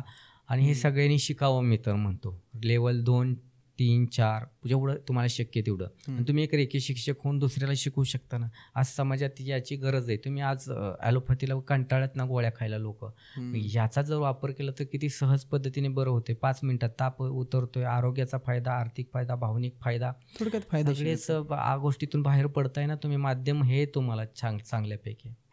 रेकी हा शब्द भारतीय वाटत नाही म्हणजे माझ्या दृष्टीने, कारण जापानीज काहीतरी एक कन्सेप्ट आहे त्याला, असं काहीतरी ऐकू नये. हे काय प्रकार आहे रेकी? बघा, रेकी हा प्रकार भारतातलाच आहे. त्याला आपण आपल्या याच्यामध्ये मराठीमध्ये अश्विनी स्पर्श किंवा हस्तस्पर्श विद्या बोलतो. आता याची रिडिस्कवरी म्हणजे पुन्हा याचं संशोधन करून किंवा एक साधना करून ज्यांनी प्रावीण्य मिळवलं आणि पुन्हा तो म्हणजे इथलं नॉलेज जे बाहेर स्थलांतरित झालं या साधनेच्या माध्यमातून, ते जापनीज होते आणि एक आध्यात्मिक गुरु होतो डॉक्टर मिकाऊ सर. त्यांनी जो हा रेकी हा प्रकार आहे यावरती म्हणजे रेकी मिळवण्यासाठी किंवा हे जाणण्यासाठी एक साधना केली होती 21 दिवसांची. त्या साधनेमधून त्यांना जे प्राप्त झालं ज्ञान, तर हे काही सिम्बल्स आणि रेकी आणि हे एनर्जी संबंधित होते. तर यामध्ये ते आता ही स्टोरी सगळीकडे तर ऑल ओव्हर माहितीच आहे, थोडक्यात सांगतो मी. थोडक्यात लोकांना. हां, तर डॉक्टर मिकाऊ सर एक जापनीज होते, ते एक आध्यात्मिक गुरु होते. ते बायबलही शिकवायचे आणि एक डोशिशा विद्यापीठामध्ये क्युटाशरामध्ये ते जापानमध्ये आहे आणि त्यांनी साधना केली होती कोरियामा पहाडावरती. पण हा विषय त्यांनी घेण्याचा विषय असा की शिकवत असताना मुलांना त्यांना बायबलमध्ये की हाताने स्पर्श केल्यावरती असं होतं किंवा विविध विषयाचं ज्ञान देत होते. तर मुलांनी असे खोडसर मुलं असतात किंवा एक क्वालिटीची मुले विचारतात ना, नेमकं तुम्ही सांगितले तर हा काय प्रकार आहे, हाताने स्पर्श होऊन कोणी तंदुरुस्त होईल का, दुरुस्त होईल का? मग असं त्यांना 2-4 मुलांनी विचारले की हे होतं तर कुठं आहे, हाताने स्पर्श करून जर कुठं काय होत असेल हे कसं होतं, दाखवा आम्हाला जरा, माहिती प्रश्न पडतो. आता पुस्तकी ज्ञान ते पुस्तकी ज्ञान आणि प्रायोगिक तत्वावर आला तर काय करणार तुम्ही? जेव्हा त्यांनी याचा डोक्यावर घेतलं की हे जर दिलंय बायबलमध्ये, त्यांना अध्यात्माची खूप आवड, मी शोध लावलाच पाहिजे. ते खूप घरी गेले त्या रात्री. त्यांनी विचार केला की जर आहे लिहिले हे तर खोटं नसणार आहे, कारण एक आध्यात्मिक बायबल म्हणजे हा ग्रंथ खूप मानतात ना ते लोक. मग त्यांनी त्या रात्री खूप विचार केला की मला ना उत्तरच द्यायचं आहे मला, मग काय करू? पण रात्री शोधून अनेक गोष्टी चालण्याचा काय त्यांनी पुस्तकं असतील आध्यात्मिक बघण्याचा प्रयत्न केला, पण काही सापडलं नाही. ते बेचैन झाले. दुसऱ्या दिवशी ठरवलं की मी हे सगळं अध्यापन सोडून मी जाईल तर आता हे शोध आणि याचं उत्तर मिळवण्याकरता. मग त्यांनी राजीनामा दिला त्यांच्या प्राचार्य असतील तिथे प्रिन्सिपल ते, आणि तिथून ते निघाले. जपानमध्ये फिरले, मठ असतील त्या मठांमध्ये गेले, चौकशी केली. काय यांना मिळालं की हे विद्या जर तुम्हाला जाणून घ्यायची असेल तर जास्तीत जास्त हिंदू धर्म किंवा भारतामध्ये ज्या गोष्टींची उकल होईल. मग त्यांनी ठरवलं ठीक आहे. त्यांनी थकले तिथे जवळजवळ त्यांनी या विद्येकरता 10 वर्षे घालवली होती. त्यातली 2-4 वर्ष तर तिथं त्यांची चौकशी करण्यात किंवा शोधण्यात गेली. मग जेव्हा भारतामध्ये आले ते पहिल्यांदा वाराणसीमध्ये आले होते. वाराणसीमध्ये आले, आता वाराणसी शहर हे तुम्हाला माहिती आहे त्रिशूळावरती, म्हणजे सगळ्या भारतात जरी काय झालं तरी वाराणसीच असे कुठले भूकंप किंवा अशा घटना घडल्या तर कधी शंकर महादेवाचं तर ठाण म्हणतो आपण. तिथं आले, त्यांनी काही गोष्टींची माहिती घेण्याचा प्रयत्न केला. काही लोकांकडून आपले साधू संत असतील किंवा योगी असतील तर थोडीशी पुसरशी माहिती सांगायची लोक. पण भारतात पहिली कशी प्रथा होती, अजूनही आहे, की आश्रमाचं असेल किंवा काही ठिकाणचं नॉलेज असेल सहजासहजी ते देत नाही आहेत, कारण या विद्यांचा गैरवापर करू नये. कारण तांत्रिक लोक बघता काय काय करतात आजकाल, तर या विद्येचा गैरवापर होऊ नये त्यामुळे त्यांना सहसाची कोणी दिलं नाही. तिथं राहिले, काय संस्कृतचा अभ्यास केला, संस्कृत वगैरे शिकले. त्यानंतर पुन्हा ते आपल्या हिमालय म्हणजे जसे रेशीम मार्ग होता, चीनकडून येणारा जाणारा व्यापार चालायचा आपला. जसे पोर्तुगाल यायचे, डच यायचे, इंग्रज आले 3 नंबरला, असे बाहेरच्या लोकांनी आले तसे व्यापारासाठी यायचे जायचे, आध्यात्मिक शिक्षण घेण्यासाठी यायचे बाहेरचे लोक. आणि मग ते आम्हाला थोडीशी हिमालयाकडे इकडे सरकले आणि तिथं लामा लोक असतील तिबेटच्या साईडला गेले. त्या लोकांमध्ये जरा बघितलं तर भारतामध्येच म्हणजे आपल्या त्यांना आश्रमामध्ये त्यावेळी नामग्याल मठ, आपण वेगवेगळी मठ होते त्यावेळी. तर अशा मोठे योगी मध्ये साधू संत होते. तिथं वाचनात त्यांचे ग्रंथ वाचायला लागले संस्कृत शिकत असताना. त्यानंतर त्यांना त्याची माहिती मिळाली. पण हे करायचं कसं आणि कुठलीही गोष्ट करताना मी तुम्हाला सांगेल की हा मंत्रज्ञान असा असा करा, पण शेवटी साधना कोणाला करायची, तुम्हाला. मग त्यांना तिथून पुसटशी माहिती मिळाली. तिथून ते तिबेटला गेले. मग ते काय म्यू लोक यायची ना आपल्या भारतामध्ये पहिला, की ती संस्कृतीनंतर चीनने कम्युनिस्टांनी नष्ट केली. मग त्यांच्याकडे खूप नॉलेज होतं या आध्यात्मिक गोष्टींचे. कारण जेव्हा आपण नालंदा विद्यापीठ पेटवून दिलं त्यातल्या काही गोष्टी होत्या तर स्थलांतरित झाल्या आपल्या पुस्तकं असतील किंवा इतर ग्रंथ असतील, कारण त्यामध्ये माणसाला जिवंत करण्याची सुद्धा विद्या होती. कुठलेही आजार असतील दुर्धर जे बरे होणार नाही त्या आजारांवरती तिथं उत्तरं होती. आज जे म्हणतं ना आयुर्वेद वगैरे ते तिथं भेटायचं. मग तिथून नॉलेज ट्रान्सफर झालं, स्थलांतरित झालं होतं. आणि त्यानंतर तिथं गेल्यावरती त्यांनी माहिती घेतली. मग त्यांना एक जण की किमान 21 दिवसाची साधना, पण त्यांना एक असं बुक मिळालं बौद्ध धर्माचं आपल्या इथं करत असताना. कारण बौद्ध धर्मामध्ये सगळ्यात जास्त वापर रेकीचा होतो आपल्या आश्रमांमध्ये. कारण बौद्ध धर्मामध्ये प्रचार करावा लागायचा. मग पायी चालावं लागायचं, बाहेर जावं लागायचं, जास्तीत जास्त किती करता येईल तेवढे ते प्रचार करायचे. मग ते कुठं बघितले तुम्ही, श्रीलंका असेल, इतर देशात असेल. मग कुठं आजारी पडले, काय झाले, तर राजांना वैद्य उपलब्ध होते, पण सामान्य साधू म्हणजे कोण कुठले वैद्य काय, त्यावेळी दीक्षा द्यायचे. मग कुठं अडचण आली, कुठं काही त्रास झाला, दुखलं, लागलं, जखम झाली, तर तुम्ही स्वतःला त्या विद्येचा वापर करून ठीकठाक करू शकता. मग त्रिपिटिका ग्रंथ असेल आपला बौद्ध धर्माचा, त्यामध्ये याचं नॉलेज आहे. आपल्या अथर्व वेदात गेला तर अश्विनी विद्या म्हणून याची माहिती आहे. आणि त्यानंतर त्यांना ते ग्रंथ हे करत असताना पठण करत असताना, वाचन करत असताना, आणि काही बौद्ध मंदिरं बघितली, त्यावरती काही सिम्बॉल असतील. हिंदू धर्माच्या मंदिरावरती काही सिम्बॉलिक असतं, जसं आपण स्वास्तिकवरती काढतो, स्वास्तिक म्हणजे स्वतःचं अस्तित्व. असे ते बघत असताना एक ग्रंथ मिळाला, त्याची बुक्स काय काय फाटलेली होती, पानं फाटलेली होती, पण ते बघत होते. त्यांना हे असं असतं रेकीमध्ये की काही चिन्ह वगैरे, ते पण त्यांना समजत नव्हतं एक्झॅक्टली काय आहे ते. तरी त्यांनी ते हे केलं, पण त्यांना माहिती मिळाली की कुठलीही साधना करताना एक तर 63 दिवस असतील, 3 महिने 90 दिवस असतील, किंवा 21 दिवस असतील, अभ्यास जरी करायचा असेल परफेक्टली तुम्हाला, तर एक हे असतं, एक सर्कल असतं साधनेचं. 21 दिवस किंवा दुप्पट तिप्पट वर्षाची, 2 वर्षाची, 12 वर्षाची असं.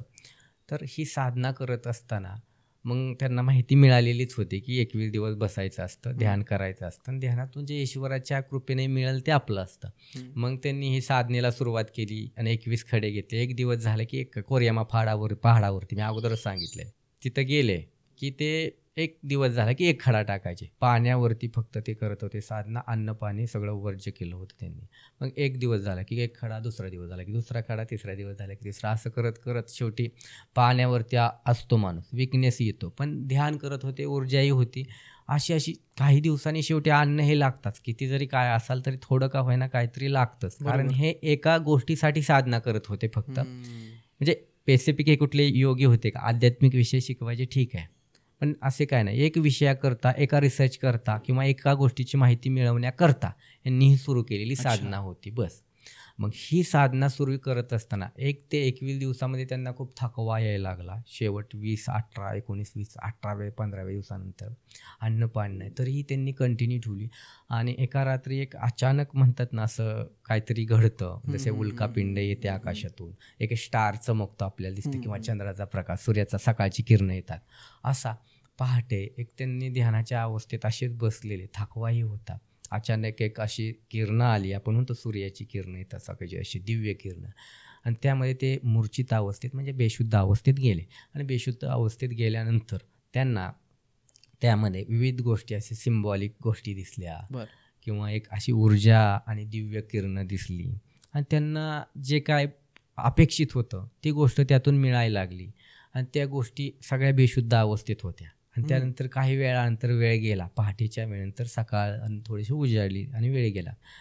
रात्रभर ते तिथंच होते, दिवसाही करायचे, रात्रीही ती झोपाय. पण त्या रात्री असा प्रकार घडला त्यांच्यासोबत, म्हणतो ना, काहीतरी तुम्ही कठीण तपस्या केली तर तुम्हाला ते फळ मिळतंच. मग तुम्ही एक मंत्र म्हणा 21 दिवस लगातार 108 वेळा, तरी तो सफल होतोच, मग सिद्ध होतोच. तसं यांनी साधना केली आणि ती सफल झाली. परंतु शेवटी विश्वास असतो. चालता चालता त्यांच्या शरीराची परिस्थिती थोडीशी हे झाली, विकनेस होता, कुठं दगड लागला पायाला, आणि तो दगड पायाला लागल्यावरती त्यांना रक्त यायला लागलं, ठेस, नख उकलला, आणि लागल्यावर त्यांनी आपला हात पटकन धरला त्या बोटावरती. तसं त्यांचं ते काही सेकंदात रक्त येणं थांबलं. पण त्यांना तो विश्वास बसेना की कसं काय शक्य आहे. ते पुढं गेले, पुन्हा एक खानावळ चालवत होते. म्हणजे आता असे बी फील झालं की एनर्जी खूप वाढली होती त्या गोष्टीमुळं, शरीरामध्ये एक दिव्य ऊर्जा प्राप्त झाली होती. आणि ते म्हणतात ना, ईश्वर काही करू शकतो जर तुमचा ठाम विश्वास असेल. तसं त्यांना शरीर एकदम फील वाटाय, पण भूक लागलेली. मग तिथं खायला गेले होते, आणि तिथे एक फॅमिली होती, एक बाई होती, एक मुलगी होती, आणि एक माणूस होता, तो जेवण वगैरे वाढायचं. ते आले, म्हणले की मला खायचं आहे. ते म्हणले तुम्ही साधू संत काय असे साधना, एकदम साधनेतून आल्यावरती खायचं वगैरे नसते. नाही म्हणले, मला द्या, मी मला भूक लागली आहे. ठीक आहे. पण ती असताना लहान मुलगी त्यांना ते ताट घेऊन आली जेवणाचं त्यावेळी, आणि त्यांनी तिच्या चेहऱ्याकडे पाहिलं तर गाल सुजलेला होता. गाल का सुजलाय बाळा तुझा? ते म्हणले दाढ माझी दुखते. त्यानंतर मग म्हणले मी विचारून गालावनी बाळा तुझ्यावरती हात फिरवतो, इकडे जाऊन ते प्रेमाने हात गालावनी फिरवला. तिचा गाल अख्खा उसरून गेला होता त्यावेळी.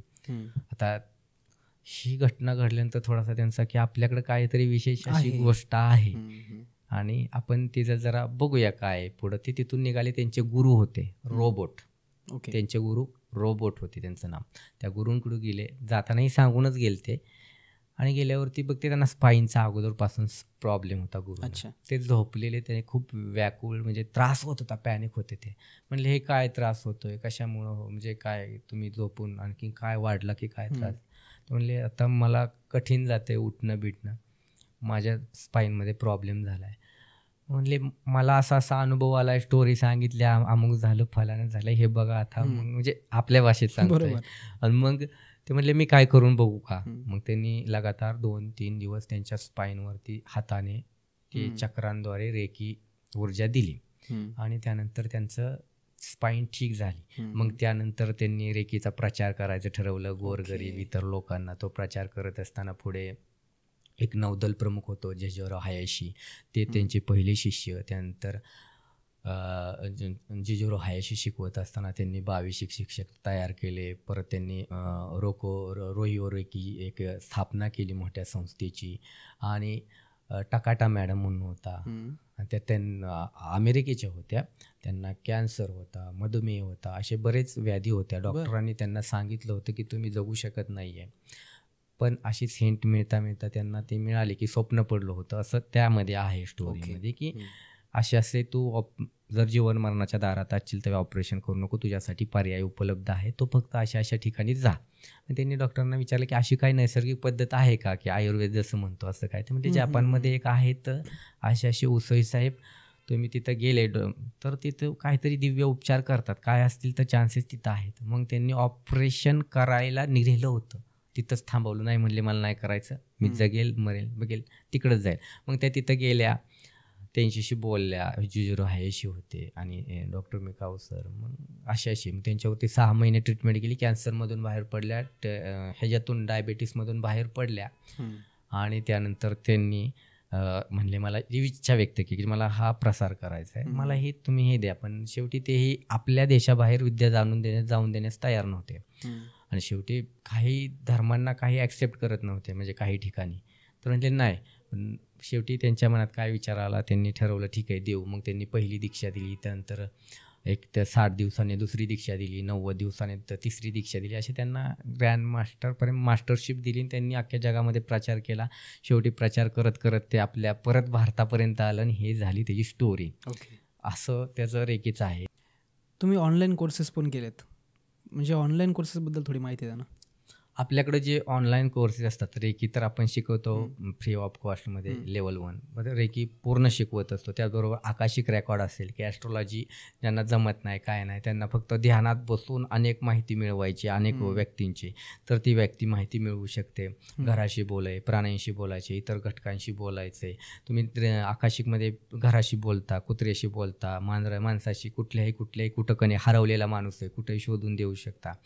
आकाशिकमध्ये पूर्वजन्म, भविष्याची आणि वर्तमान काळाची माहिती मिळते. प्रॉब्लेम सोडवू शकता, हिलिंग देऊ शकता, असा हा कोर्स असतो. त्यात थर्ड आय ॲक्टिव्हेशनचा कोर्स असतो. त्यामध्ये तुम्ही 360 डिग्रीमध्ये एका जागी बसून कुठेही पाहू शकता. रंग ओळखणे, वाचन करणे, बुक पाहणे, स्वतःचं जीवन डेव्हलप करणे, मॅनिफेस्ट करणे, अनेक गोष्टी त्यामध्ये असतात. हाय इंटेन्सिटीमध्ये तुम्ही ऊर्जा काम करते.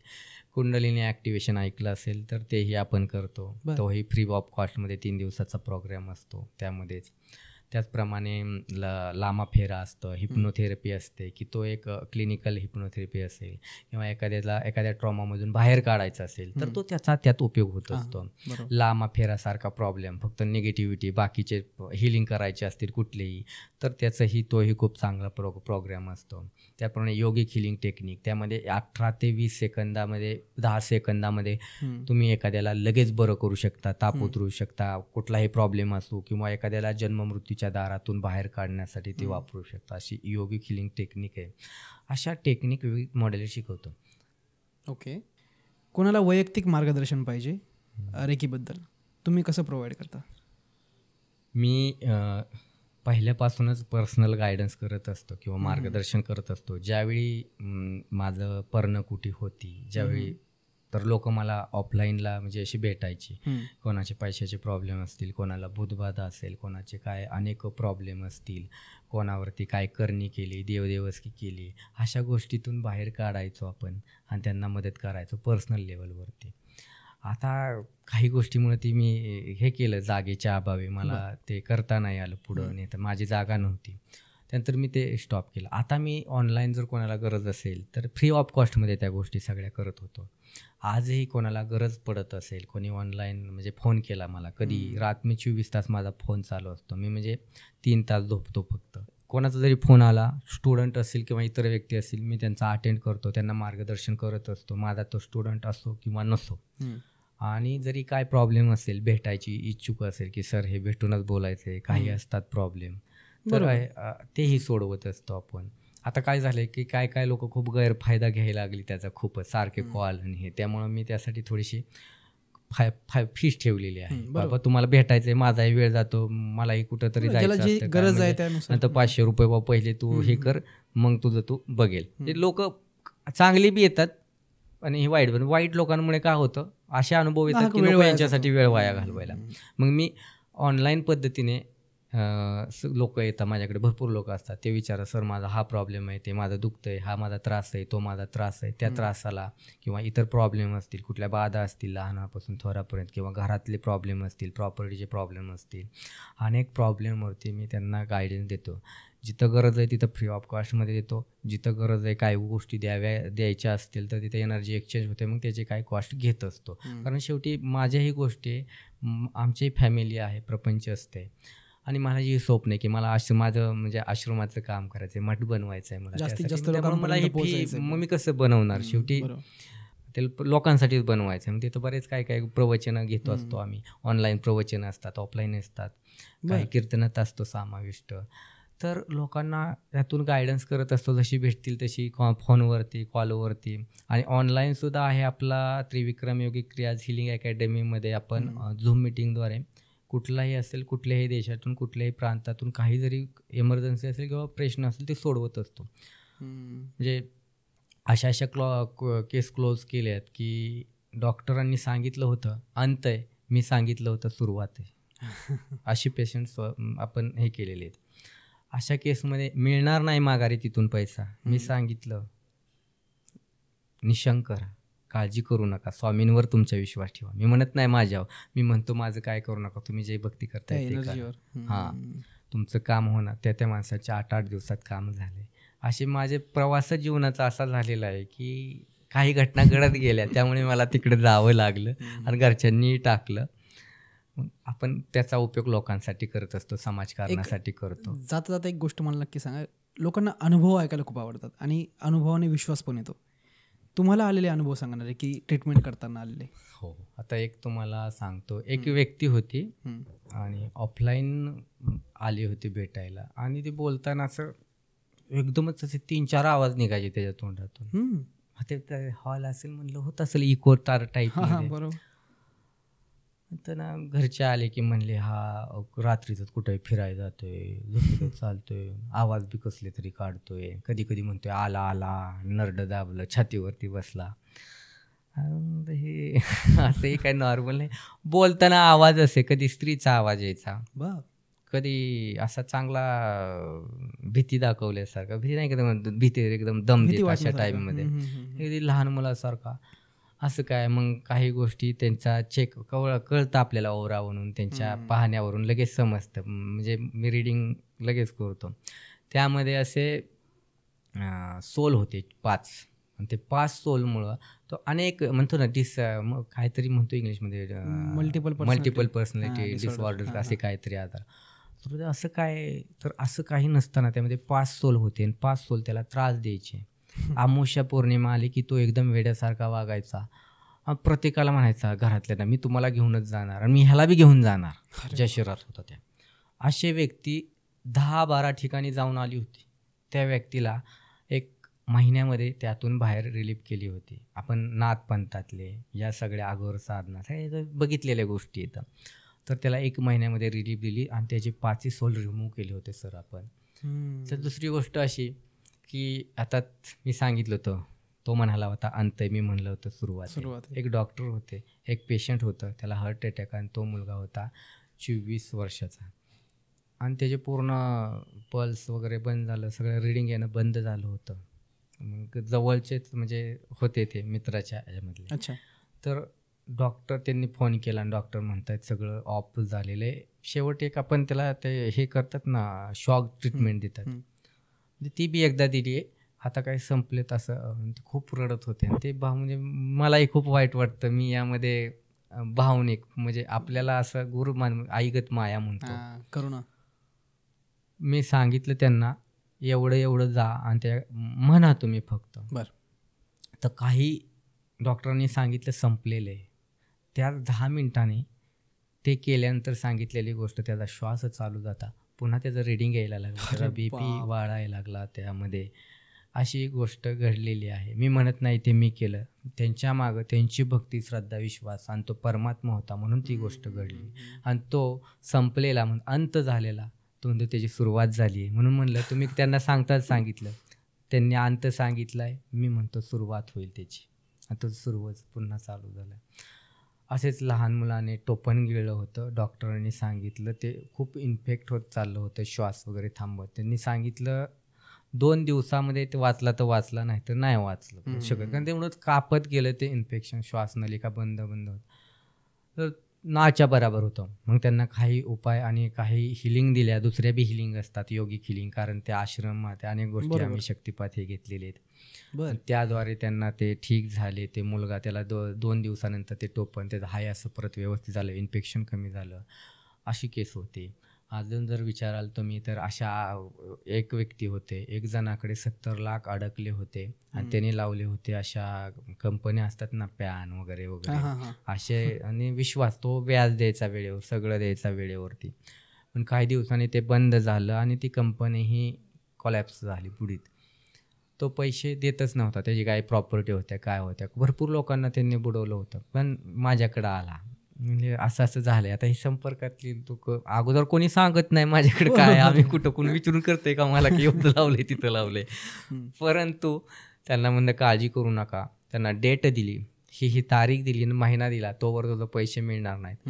दिलेल्या तारखेला, दिलेल्या डेटला ते पैसे त्याचे माघारी मिळाले. पण त्याचा 1 वर्षाचा गॅप होता, त्यानंतर त्याचे मिळाले. तर काही केस लढाव्या लागल्या. मग अशीच माझी सुरुवातच अशी झाली होती अध्यात्माची. लहान म्हणजे असेल, मी पहिल्यांदा तुम्हाला सांगतो, 5-6 वर्षाचा असल्यापासून मी साधू संतांच्या ह्याच्यामध्ये वावरले. 12व्या वर्षी मी हे वाचले, ज्ञानेश्वरी पठण केलेली आहे, कीर्तनाला जायचो, ह्याच्यात जायचो. आणि एका व्यक्तीला असंच म्हणले, तू पडणार आहे, तू पडला. आता सांगतो की माझ्या घरच्यांना शेवटी जाण्यामागं कारणं असतात, प्रत्येक देव वळवून घेत असतो.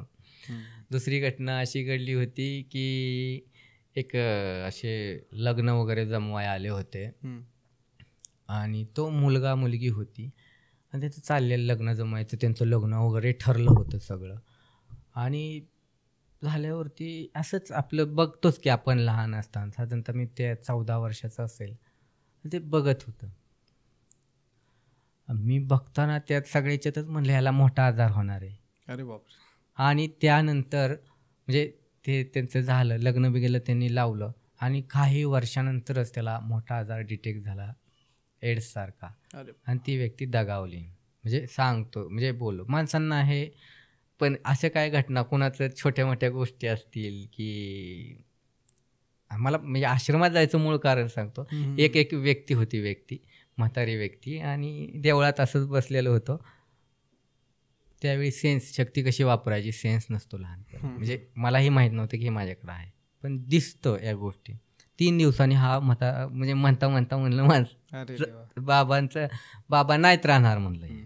3 दिवसांनी तो व्यक्ती गेला आणि मग चिडले माझ्या घरची, ऐकलं होते, घरी सांगितलं पोरगा असं म्हणते, बोलल ते असं होतं तसं होतं, काहीतरी आहे.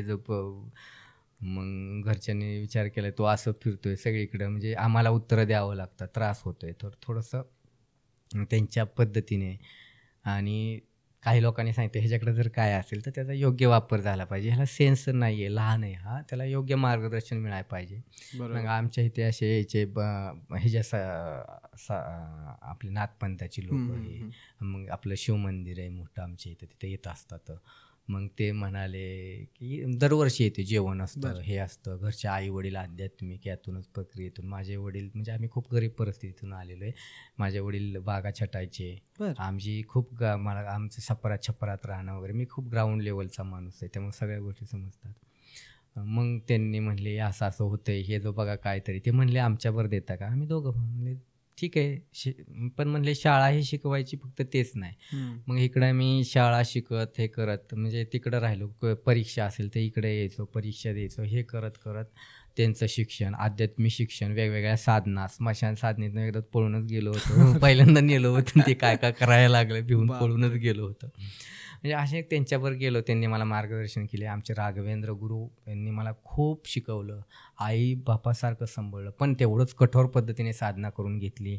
सारवणं असेल, अनेक भिक्षा मागणं असेल, म्हणजे एवढं सहजासहजी ग्राउंड लेवलला माणूस असतो. त्यांनी अनेक गोष्टी शिकवल्या, अनेक सिद्धी शिकवल्या, सिद्ध करायचे, अनेक मंत्र कसे सिद्ध करायचे, काय कसे करायचं, ह्या गोष्टी शिकवल्या.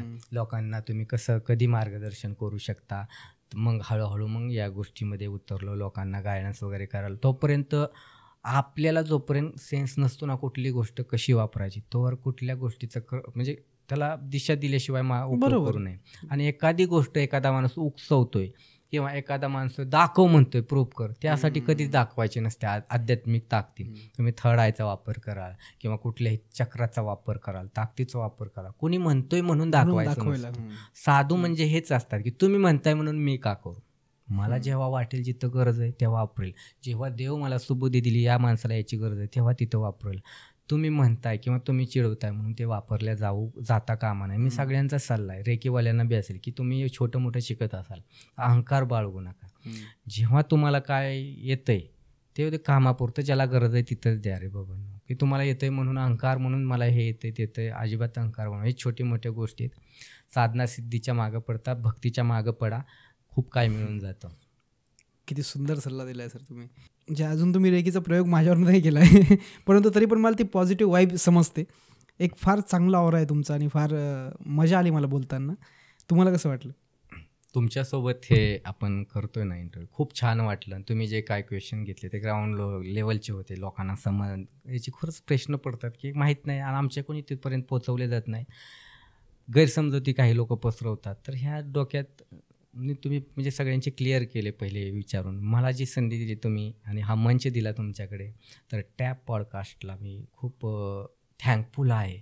असंच पुन्हा तुम्ही बोलवावं अपेक्षा व्यक्त करतो. आपण पुन्हा भेटू आणि हे करू. हे आपलं जे टॅप पॉडकास्ट आहे ह्याचे सबस्क्रायबर आत्ता जे असतील त्याच्यात 10 पट व्हावेत, मी पुन्हा येईल त्यावेळेस, आणि जास्तीत जास्त महाराष्ट्रामध्येच काय देशामध्ये भविष्यात पसरावा हा चॅनल.